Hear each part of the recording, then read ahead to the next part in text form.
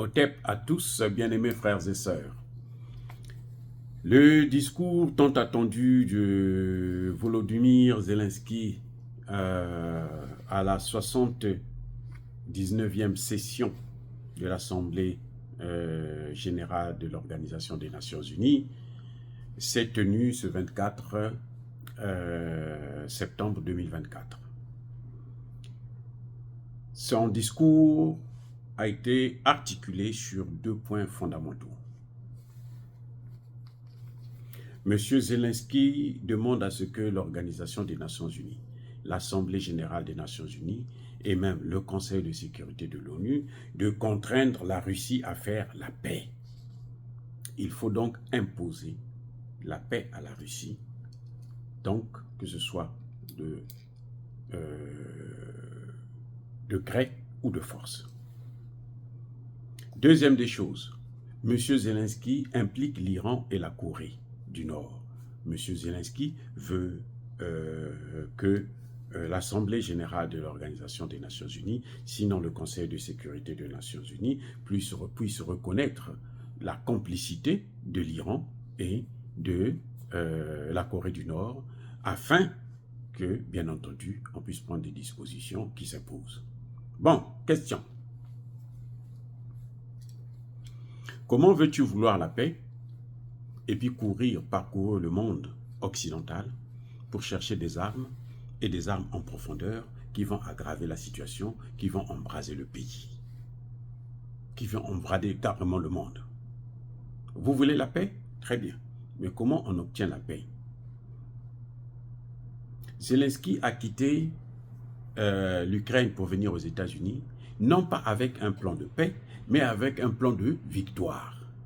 Un plan de victoire, c'est quoi? Un plan de victoire, c'est-à-dire que nous, on va se battre et puis gagner cette guerre. Tu ne peux pas avoir deux choses à la fois. Tu dis une chose et tu dis le contraire de cette même chose.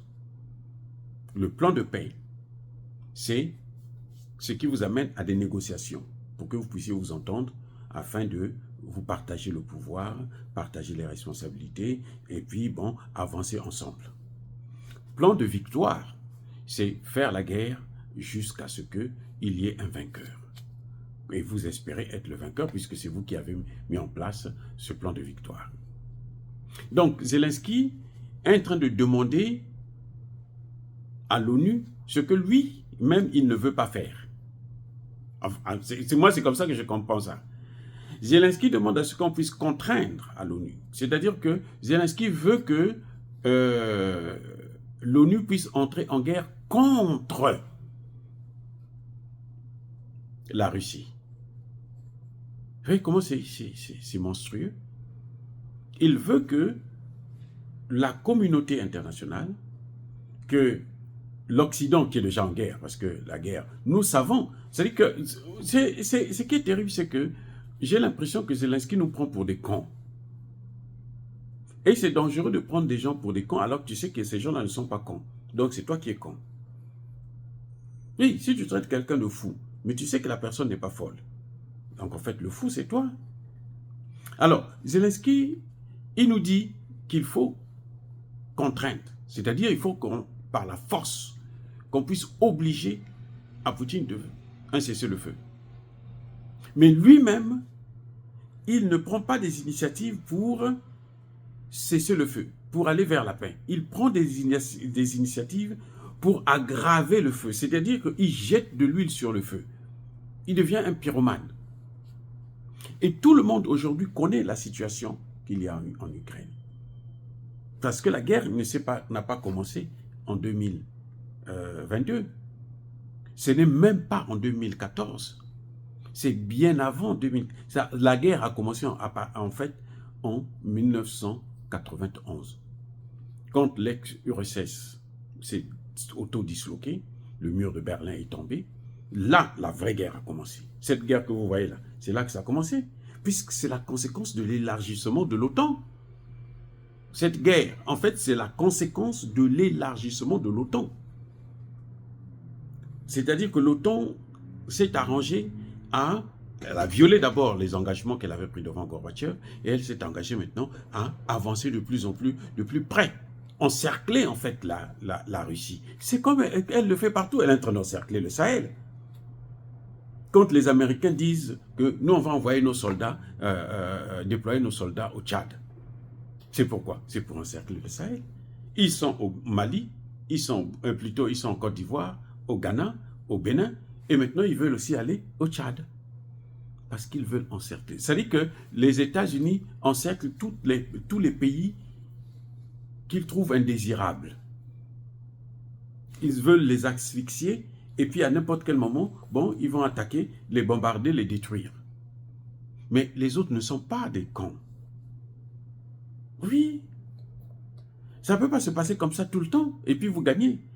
Yanke aza na plan naye, yumape aza na plan naye. Et puis, il arrive un moment où le Yuma là arrive à vaincre le Yankee. Ce qu'on dit chez nous, Yuma a baraka Yankee. C'est-à-dire que le Yuma a fini par neutraliser le Yankee. Parce que pendant que le Yankee donne des coups, à un moment donné, il ne réfléchit plus puisqu'il sait qu'il est fort. Mais celui qui est faible, il est en train de réfléchir. Comment je veux faire, moi, pour descendre ce type-là, pour le neutraliser, pour le paralyser, pour qu'il puisse venir me nuire. Et puis il finit un jour à trouver la solution. Et c'est lui maintenant qui devient le plus fort.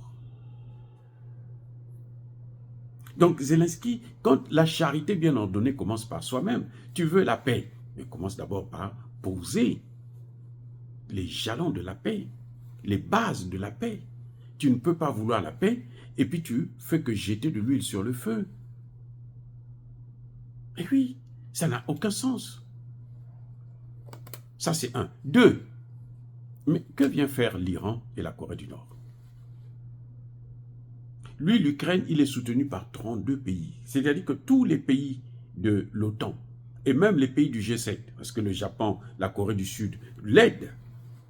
Si ce n'est pas financièrement, c'est au niveau matériel. L'équipement militaire, ainsi de suite, les renseignements et autres.